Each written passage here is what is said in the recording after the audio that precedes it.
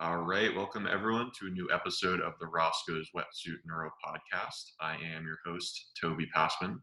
On the show with me today, we have a special guest, Daniel Gartenberg. Daniel is a cognitive psychologist with expertise in sleep, AI, and preventative health.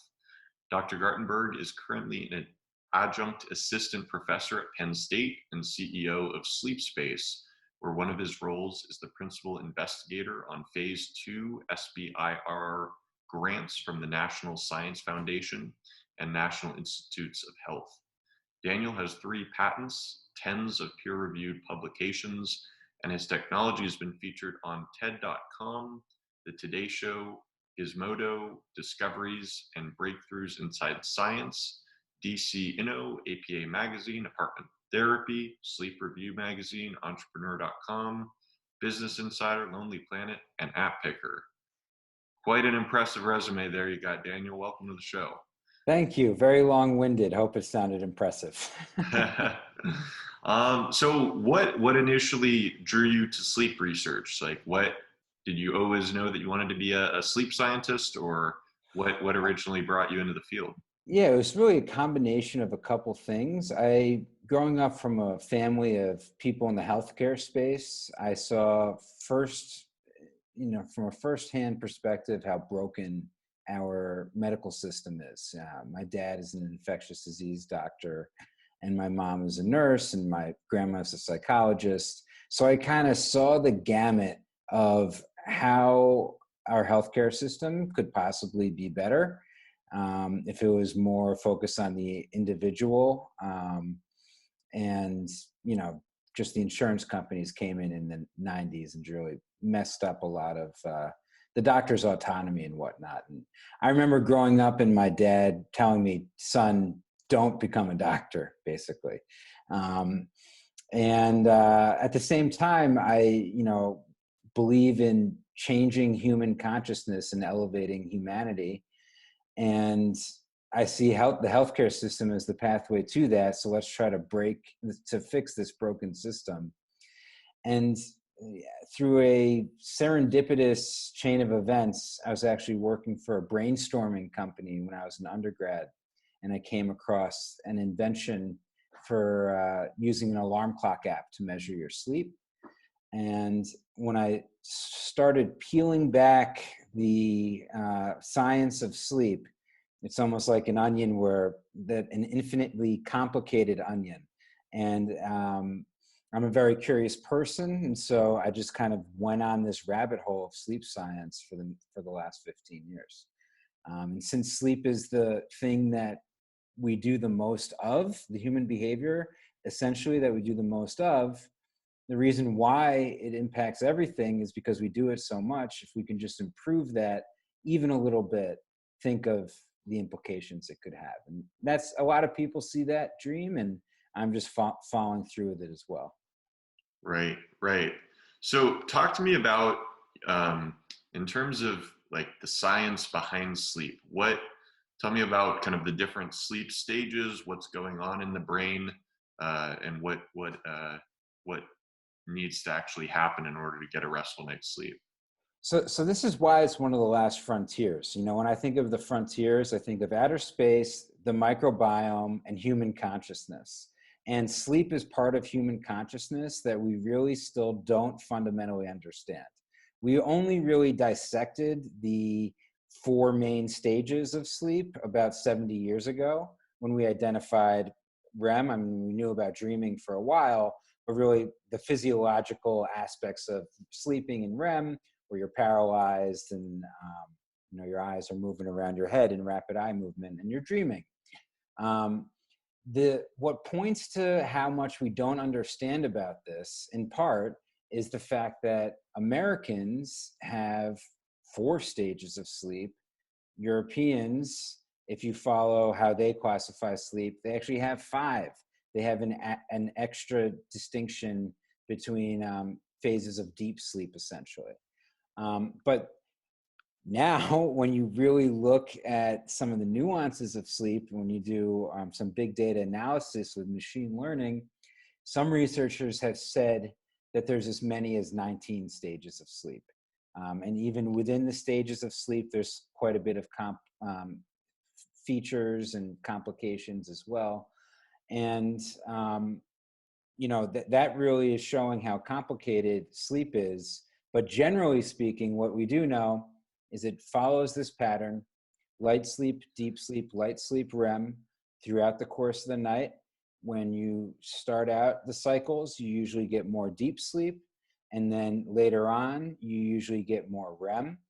And the main theory for why we sleep is something called the synaptic homeostasis hypothesis, which is kind of a mouthful and sounds really complicated and sciencey, but really all it is during the day, we have all this excitatory connections. And in order to process that information such that we're not remembering everything we don't need to remember, you sort of down-regulate and recover your body in deep sleep.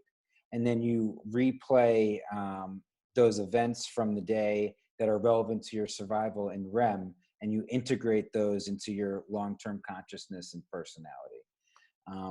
So that's not my theory. That's a famous researcher named sorry if I say the name wrong, Tononi, from the University of Wisconsin. And that's kind of the cutting edge science, but there's a lot more that we're discovering even the last 10 years that I'd love to tell you more about. Absolutely. So I know, and you've kind of focused, at least from the TED Talk that I saw that you gave, it was focused on deep sleep. And I know you kind of mentioned or talked about the delta brain waves and their importance in terms of deep sleep. Can you kind of take me through that? Yeah, so your delta brain waves are what classify deep sleep, basically. So sleep is defined usually in 30-minute segments called epochs. And if you have basically more than 10 seconds of that epoch, I think it's either 10 or 20, classified as delta waves, which are these long wavelength brain waves. And those are what's associated with memory consolidation. They've done these really cool experiments where they'll selectively inhibit your deep sleep, and you won't remember what you learned the previous day as well, for example. But also things like cell recovery and human growth hormone. We also, are seeing recent evidence that since it's related to cell recovery, it basically cleans out various plaques in your brain. It's like, it's a, as you know, probably even more than I do, because I'm coming at it from a cognitive science perspective, and I don't necessarily know the anatomy as well as I think you probably do. But it's deep sleep is how we clean out toxins in our brain, essentially. And recent evidence is showing that that's related to developing Alzheimer's disease, actually. And so we have our grant funding through the National Institute of Aging, in part to show that by addressing older folks' insomnia and making them sleep deeper, we can actually reduce their conversion to Alzheimer's disease, because deep sleep, regenerative sleep, is related to the expression of tau pathology and basically conversion to Alzheimer's disease. And that's the focus of the next clinical trial that we're about to run. Awesome.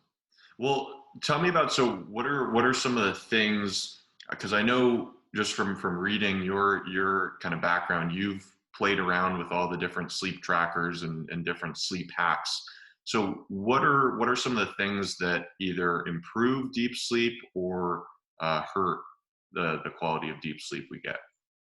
Yeah, I mean, so part of this is, I like to think about it as there's always that one thing that each person can do that might be a little bit unique to them, that is going to be the thing that's going to help them most with their deep sleep. And sometimes what I mean by that, and it's hard to give generic information sometimes in the sleep science world, because if you're someone that can't sleep, for example, you shouldn't take a power nap during the day. You should try to consolidate your sleep.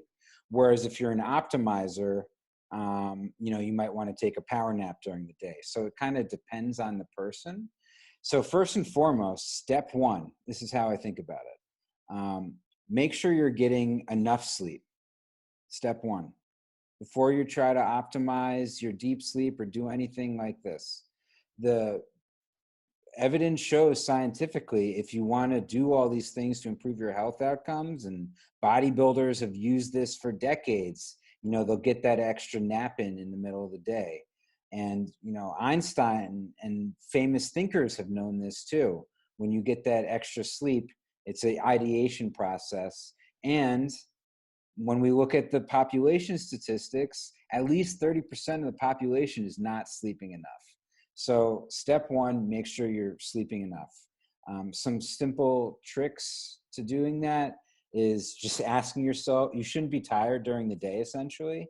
I don't know, so many times with some of my sleep consultations, I'll just get people, sort of like a fish in a fishbowl doesn't know it's in water. Once you're used to like 7 hours of sleep a day, you think that that's fine. And then sometimes you only need 7 hours. And many people only need 7, and there's things you can do to get less. But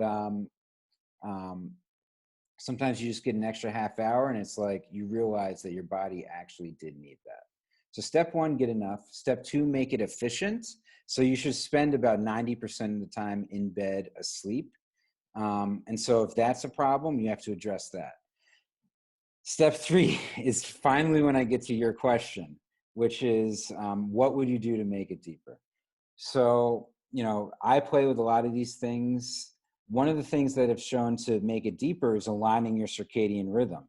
So the more that system circadian rhythm is aligned, so you're getting those cues during the day of sunlight, which is so hard to do now. And I have a happy lamp to simulate this. And I've created these custom lighting environments with my software Sleep Space, where, we can measure your circadian rhythm and then suggest to you light exposure times based on that, for example. There's supplements you can take to also entrench that rhythm. Obviously, you probably know some of Dave's sleep mode stuff that has that right dosage of melatonin and some magnesium, I think, and a couple other things. Warm baths is something that Matthew Walker, I think, suggests in his. He is actually as his book, but also he has some academic articles where he gets into some things around. And then what my research is finally deep sleep stimulation. So, when we brought people into our lab at Penn State, we had a sleep tech stay up all night and look at people's brain waves. And then we systematically played various sounds to them throughout the night. And what's so fascinating about sleep is sort of touching consciousness. So it's like a tightrope walk. If you touch it too much, if you push it too hard, the rope will snap and you'll wake the person up and you'll do more harm than good. And that's always the danger, this tricky part about a technology like this. But like, as I said, with the 19 stages of sleep, for example, they think a lot of the bang for the buck there is in these transitional hypnagogic stages, where there's actually a lot of complexity, and it's these brief flashes of consciousness that you could almost insert things into, like sound stimulation and vibrational stimulation, that at the same pattern as these certain brain waves or your heart rate. And then you can entrench these either relaxing states or these regenerative delta waves. And in our lab study, we published a paper on this that you can check out. I'll post a link to it in the show notes in a peer-reviewed journal. So first we made an algorithm that worked on any wearable that could accurately measure sleep, because you need to know the stage first. So like our Apple Watch algorithm, I think, is the most accurate for measuring sleep. And then the sleep tech played these sounds in the deep sleep stage, and we showed we can have more delta waves, but we couldn't show that we can improve next day cognition, which is really what we wanted to show. And that's what every sleep product should be trying to show. I mean, it's one thing to, say you're improving deep sleep and stuff, but what you really want to do is get people to perform better the next day. I'm sorry if I'm rambling. Feel free to interrupt me at any time. But that's my long-winded answer. Okay, so that kind of surprised you a bit. So you guys were able to improve the delta waves, or increase the amount of delta waves. Was it the I guess getting a little um, nerdy in terms of, was it increasing like the amplitude or frequency of the delta waves? Like what specifically were the sounds able to do? Yeah, so you can check out the paper. We're increasing the overall like delta spectrum frequency um, compared to a baseline sham. Okay. And so it kind of surprised you guys that despite being able to improve the delta frequency, that there wasn't, you guys expected there to be cognitive benefits from doing that the next day. We hypothesized cognitive benefits. I have to say I wasn't terribly surprised. It's there's very few studies that have shown cognitive benefits to things besides increasing sleep amount. So I knew that that was a reach. When you conduct good science, if you're doing things that you thought would always work, it wouldn't be good science. I take some risks, and we knew that it was a harder thing to show, next day cognitive improvements, but we learned a lot from the algorithm, and now we're leveraging that in a new way for our next study. And we think that we can actually deliver these vibrational pulses to both relax people when using biofeedback when they're having some anxiety and not able to fall asleep and are doing a meditation. I'd love your feedback on some of the heart rate based biofeedback. I think you know a lot about. Yeah, I've definitely seen some research like with heart rate variability, training So the that. recent research has shown that, and this is a very recent paper, that I can actually measure your heart rate and then play some stimulation to you, sort of in sync with that, and sort of bring your heart rate down. So we're about to implement that aspect in the next phase, and then really work with clinicians to deliver these customized sleep challenges to people that will systematically go through how they can improve and how every person can improve their sleep quality, whether they're an insomniac who maybe doesn't want to wear all these wearables, so they just have like the device placed by their bedstand, or if they're a biohacker like me who's sleeping with an Oura ring and an Apple Watch. And so we're trying to bring together all of those devices and actually change consciousness while we're sleeping, whether it's through the deep sleep stim or stuff with lucid dreaming or stuff with relaxing you before sleep. And then finally, and we call this your sleep journey, with waking you up in a lighter sleep phase. And that's just with a gentle alarm that goes with the sunlight as well, with the smart light bulb. Okay. We're going back to the deep sleep stimulation. Were there like self-reported benefits or any other measures that you guys tested that did improve So after increasing? one thing that was important from the subjective data was that people weren't conscious of the stimulation. So we actually had another condition where we tried to disrupt people's sleep. The reason why we did that is we also wanted to understand not only how sounds can enhance sleep, but also how things like noise pollution disrupt sleep. So that's why I should have said this to you earlier. One of the first things I recommend for everyone is to have some sound masking technology in their bedroom. I use this dynamic pink noise mask to block out a wider range of frequencies. But basically what we showed is how, things like a siren at night or snoring, for example, can negatively impact your sleep quality. And you can address that by having a pink noise or white noise or a fan even, to round out the sound. Um, and so people noticed us playing those disruptive sounds, but they didn't perceive the deep sleep stimulation at all. And so that was an important thing. But subjectively, usually you would get objective differences before you would get subjective differences, honestly.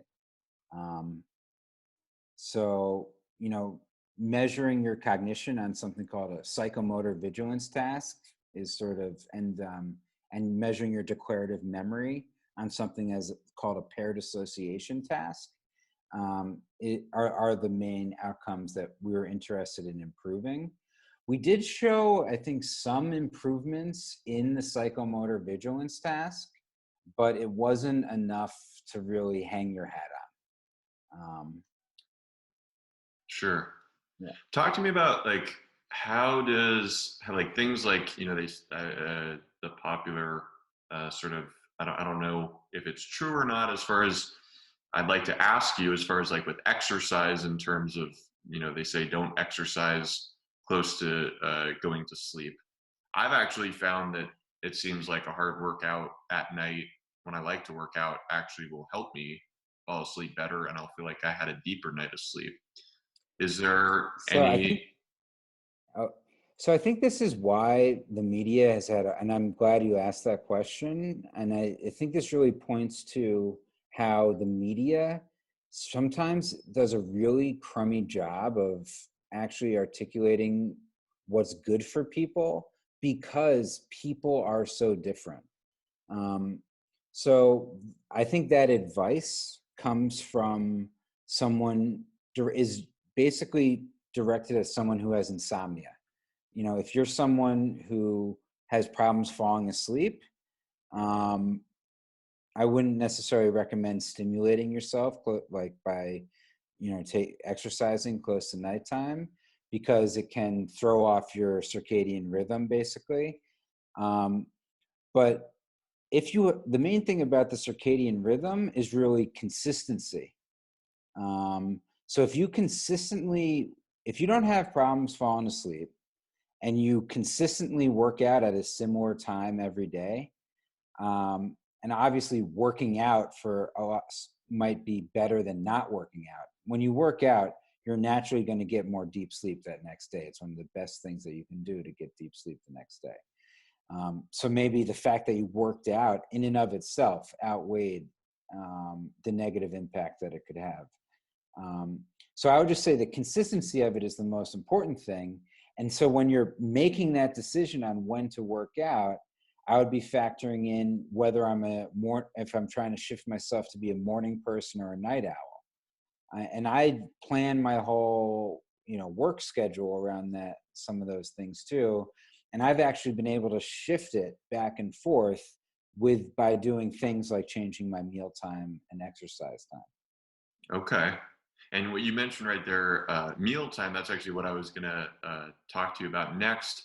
I wanted to ask about, diet and sleep. Something I've directly noticed is, if I have like a big, pizza, say at night, if I have a lot of carbs, I'll notice that, the next day I'll wake up, feeling a bit groggy, like I didn't get that sort of restful, deep sleep. Is that a common thing people experience? And if so, kind of what's going on there? I think that certain foods for me personally, I've experienced that. And for me, it's a lot of times acid reflux related. And that's why it goes to, so many people have different reasons for this stuff. I'm not sure. I think certain sugary foods have been shown to be associated with nightmares and bad dreams. And that could also be something that disturbs sleep. That's why we try to help people have relaxing dreams by prepping them for bed. Because if you have bad nightmares, you can pop awake and that can make you have a poor night of sleep. But yeah, I think just having a healthier diet and regular meals, essentially. I've tried things with you have to be careful with intermittent fasting a little bit because when you do that, just be aware you're usually biasing yourself to be like very much heavy a night person or very much heavily a morning person. And so you want to make sure if you're only eating in the morning, you should probably be exercising towards the morning too. Whereas if you're making the choice to intermittent fast later, and I think Dave Asprey's coming out with a whole book about this right now. Yeah, yeah. No, I talked to him a little while ago, last week actually. Yeah, we discussed that. And the other thing I know he talked about in the book, and something that I've noticed related to fasting, say like doing a 24, 36-hour fast. I don't know if you've played around with fasting much, but I've noticed that it definitely like improves I feel like I need less sleep. Like I'll wake up, and that's what he talks about in the book, as far as like needing less sleep and then waking up feeling more refreshed, you know, during that fasted period. Have you played around much with fasting? So I played around with fasting I mainly just did like a 16-hour fast, not typically a full 24-hour fast. Um, I was doing that for a while when I was living by myself. And then I sort of got into this habit, though, sometimes of eating too much for my dinner meal. And I would like overload my system, basically. Um, so I sort of weaned off of it and started doing more 3 meals a day, but smaller, but compressed over like an 8-hour period. So it's not like a full fast, really. And then no snacks around that. That's just where I'm at right now. But honestly, I'll sleep a lot. I'm comfortable with being in a sleeping a lot phase right now. In different times in my life, I'll, um, try to sort of cut the time a little bit more, but I'm trying to recover a lot now, especially with like COVID and everything going on. So I'm like biasing a little more towards just like sleeping to effect. Um, that's how my professor words it a lot of times. That being said, I think a lot of what Dave does to require less sleep is by activating this circadian rhythm. Like when I'm in my like exercise high efficiency mode, and I'm sure Dave is like in that mode at all times, probably. Like I'm just like not there. Um, and I know where I'm at, and I think it's important that people know where they're at too. You can optimize the circadian rhythm to require less sleep, um, by things like the fasting. I don't doubt it. And getting the sunlight at the right time and really hitting the timing of your meals and exercise. You start needing less sleep for sure when you're a healthier specimen. The science on that is not clear yet, but I'm guessing that is the case. It Got it. feels like that's the case.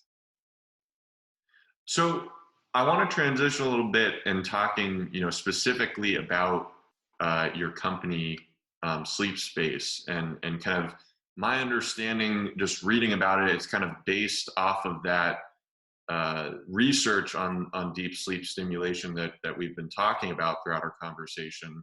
And you guys, so it's basically a product or an app, my understanding, that can help kind of deliver those same sound bursts to increase, is it to increase delta waves when people are in those deep sleep stages?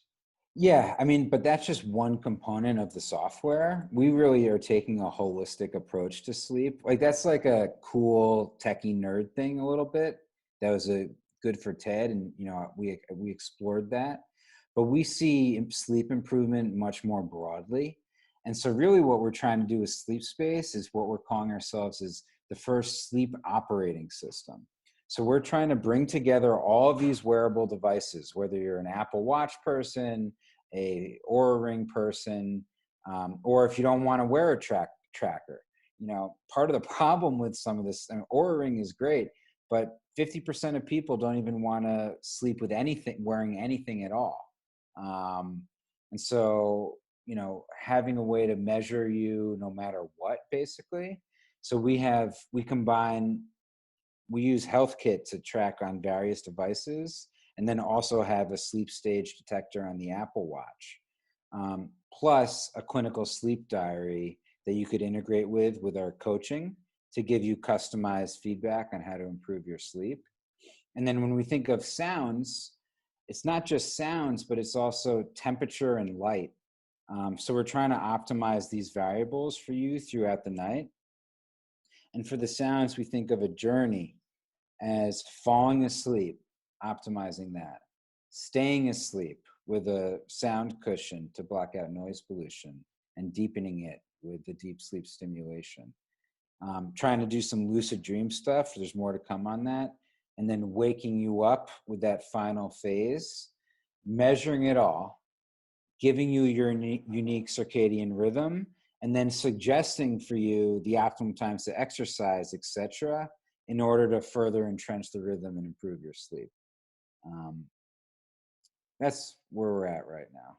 And so we have meditations, breath works, lots of things to relax a racing mind, essentially. And then this deep sleep stimulation and the sound masking to try to give you a deeper night of sleep. Awesome. What can you say as far as like what with the wearables? Do you have any preferences as far as ones you found particularly effective? Because I've read some I guess criticism that they're not accurately measuring the different stages of sleep. Yeah, so we have a very intimate understanding of this, and I'm going to post this in the page notes too. So we took in our laboratory setting that I described to you before. We compared polysomnography, which is truth data essentially, with our Apple Watch algorithm, or a Ring, and something called a Philips Spectrum Pro, which is a clinical device. And they're pretty accurate at detecting sleep wake, but you're right that they're not as accurate as detecting sleep stages. So a lot of times when I'm interpreting the stages of some of these outputs, and I think ours is one of the better ones, but even for when I'm looking at my own deep sleep, I'm usually comparing it from night to night within myself and not necessarily looking too deeply at the raw value. Because I think there's some relative truth signal, but sometimes like the Aura Ring, and I've had clients with our coaching service that like freak out because the Aura says that they're only getting, 5 minutes of deep sleep or something. And you sort of have to talk them off the ledge a little bit and tell them that it's probably okay. And there's actually a new term for this in the sleep literature called orthosomnia, which is something that we think about a lot when we design our products. And it's the idea that sometimes the data can do more harm than good by giving you anxiety about your sleep. And the clinical psychologists have come up with this term orthosomnia for that. So, it gives you relative truth, but part of the problem is you need basically like probably 20 algorithms for the different populations, because people's sleep is very different between people. And so there needs to be like, I'm pretty sure that Aura doesn't have like an older person algorithm versus a younger person. I think Fitbit maybe is a little more sophisticated with it, but from a form factor perspective, like Aura clearly has an advantage. And from a sensing perspective, actually, BioStrap has a really good sensor for measuring things like airway stuff more, and like a deeper, I think they give you richer data, granular data. But, I think our Apple Watch algorithm is on par with Aura, at least, if not better. Okay. What do you see happening as far as the future of both the wearables along with other like sleep technology? Like what's going to happen with sleep tracking in 5 years, 10 years, 20 years? Where do you see this whole Yes. space going? So I've seen this space for like a while now, and we thought 10 years ago in the quantified self movement that these trackers would make a big change in the healthcare system. And I think that's finally happening now, finally, as these devices are maturing. And, it's going to come from, we're going to start not just tracking, but we're going to move from tracking to enhancing.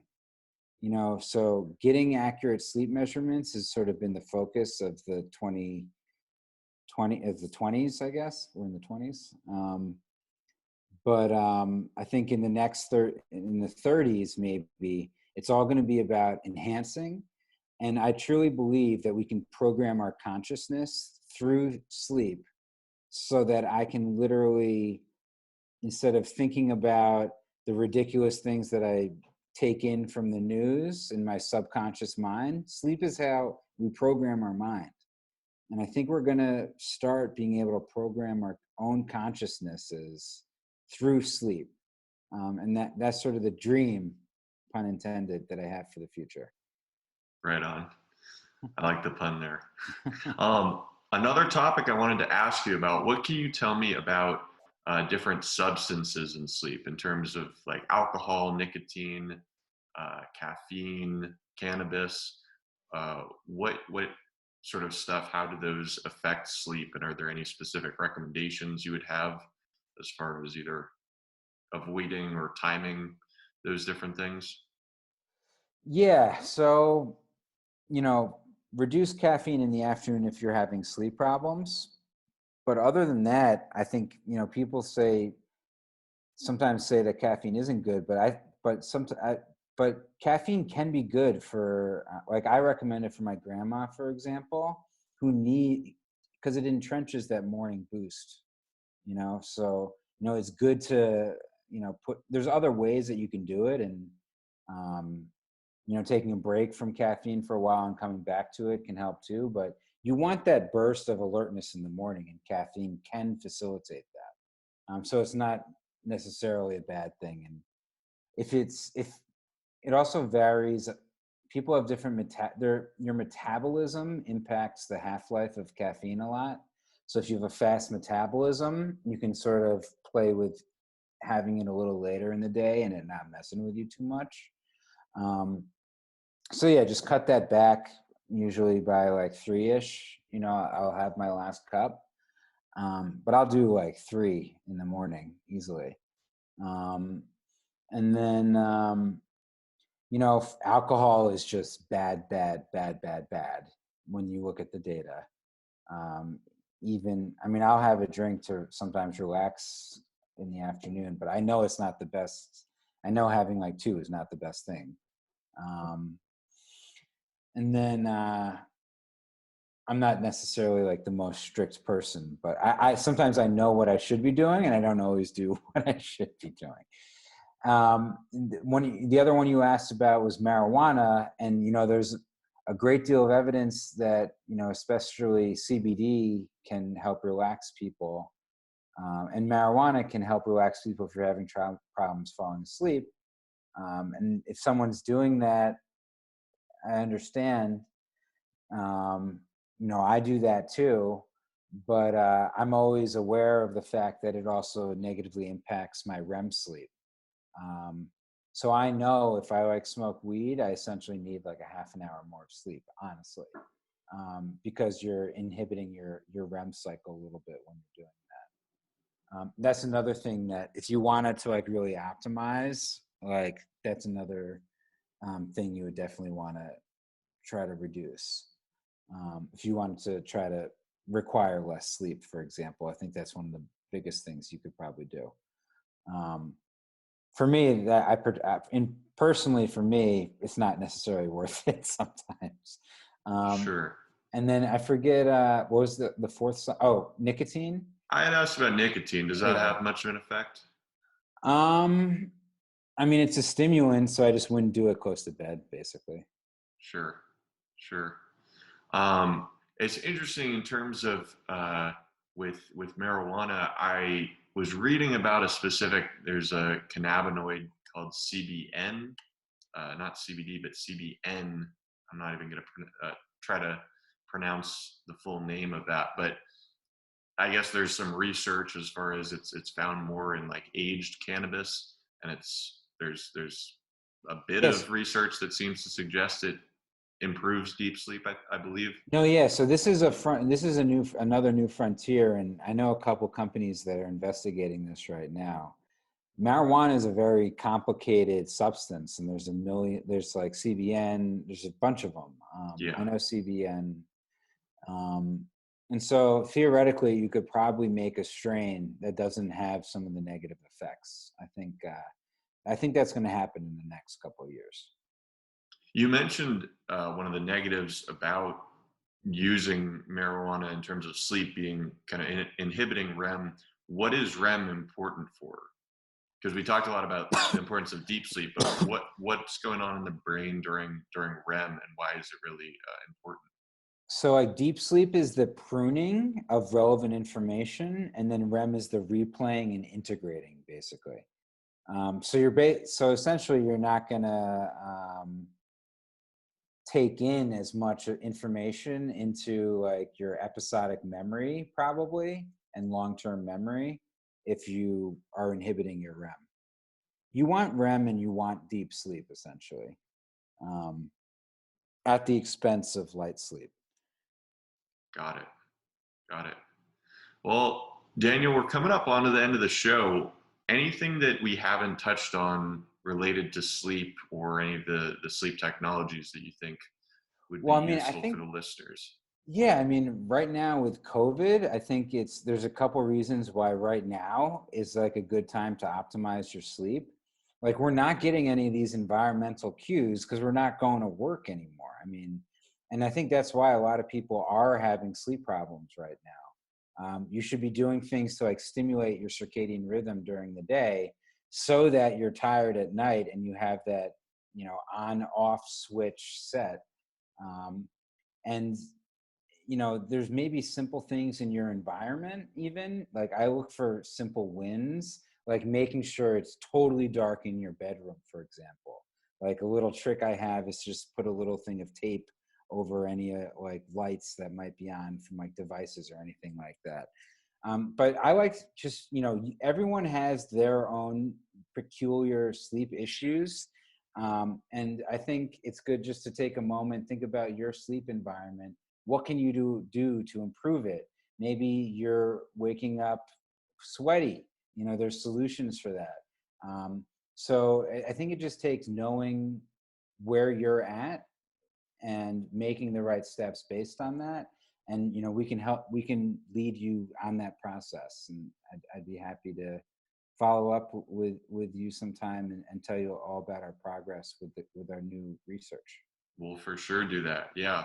And for people who were interested in our conversation and want to learn more about your work or about um, sleep space, where would you direct them to? They can just check out sleepspace.com, and we have a bunch of resources, including our top 10 tips for sleeping. You can check out the TED Talk there and a lot of other sleep science resources. Awesome. And for those of you guys who enjoyed the show today, go ahead and like and subscribe to our YouTube channel. We're Roscoe's Wetsuit. And you can also find audio versions of the podcast available on Spotify, Apple Podcasts, Stitcher, and just about anywhere else that audio podcasts are available. Daniel, I want to really thank you for your time today and coming on the show. Really enjoyed our conversation, and we'll for sure be doing a follow-up episode. Awesome. I look forward to it. Thank you. Absolutely.